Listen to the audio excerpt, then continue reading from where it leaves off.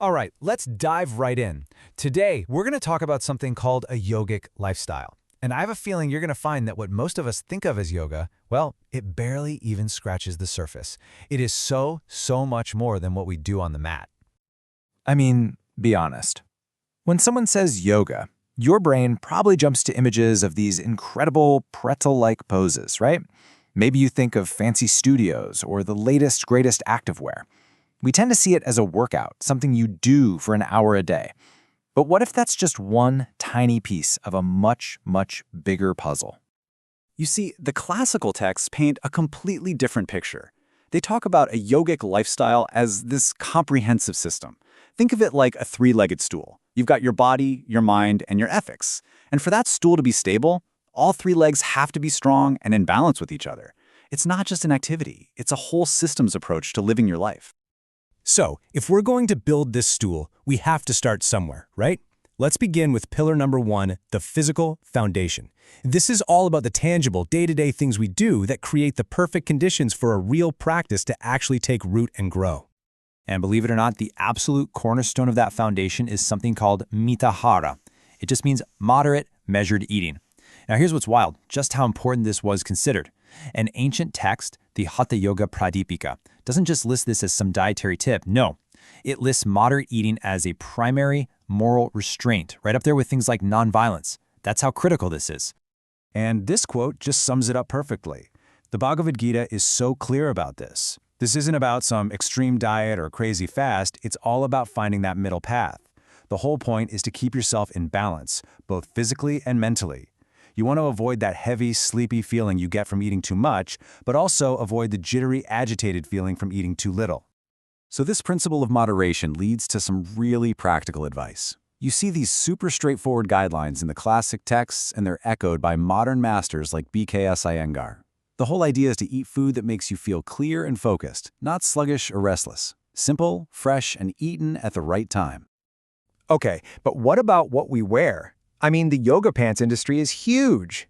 Well, the Hatha Yoga Pradipika is incredibly blunt about this. It basically says your clothes are irrelevant. Your success comes from your inner work, not your outfit. It's all about substance, not style. But, and this is a really fascinating evolution, while those old texts just dismissed clothing, modern teachers like Iyengar found a super practical reason for it. He realized that if you wear simple, fitted clothes, you can actually see the lines of your body, your knees, your hips, your spine, and that's absolutely crucial for getting your alignment right and being able to correct yourself. So the principle of simplicity is still there, it's just been adapted for a different, more modern way of teaching. Okay, so we've got the physical foundation handled. Now let's move on to the second pillar, our mental and social environment. This is all about how we manage the world around us and, maybe more importantly, the world inside our own heads. I absolutely love this phrase from modern teachers. They talk about hygiene for the nervous system. It's not about being approved or following some old-fashioned rules. It's just a practical way to keep your mind calm. Think about it. These are common sense steps to stop the outside world from constantly rattling you, so you can actually maintain some focus.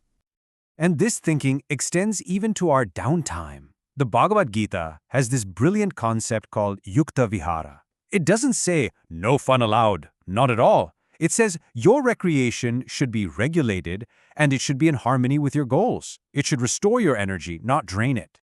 So what does that actually look like? Well, here are a few modern examples. These are things that leave your senses feeling bright and refreshed, Not dull and overloaded like, say, scrolling on your phone for 3 hours. It's about choosing leisure that recharges your attention instead of scattering it all over the place. Building on this, the great teacher Swami Sivananda talked about creating a thought culture. The idea here is simple, but so powerful. Your mind is trainable. You can literally consciously choose to replace constrictive thoughts with expansive ones. So when you feel anger bubbling up, you actively replace it with love. When you feel greed, you replace it with contentment. It's a skill, and just like any skill, you get better with practice. Okay, so we have these two big pillars, the physical stuff and the mental stuff. But what's the engine driving all of this? Why do all these lifestyle choices matter so much? Let's get into the real logic behind it. The classic Hatha texts are so direct about this. They literally lay out the factors for success right next to the obstacles. And just look at this comparison. The things that help you succeed, enthusiasm, perseverance, are directly canceled out by the obstacles, like overeating and not getting enough sleep. It's a crystal clear cause and effect relationship. So, if there's one thing you take away from all this, it's this. Your success in yoga is decided long before you even think about stepping onto the mat. All of these lifestyle choices about what you eat, how you sleep, who you hang out with, what you think, it's all preparation. It's all designed to remove the friction that scatters your attention so that when you finally sit down to practice, the techniques can actually do their job. So let's bring this all home.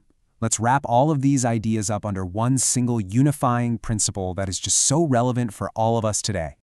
At the absolute heart of it all, the yogic lifestyle is a discipline of yukta. This is the word the Bhagavad Gita uses over and over again. It means yoked, or measured, or moderated. It's about finding that powerful, sustainable middle path in everything you do. Not too much, not too little. Just right.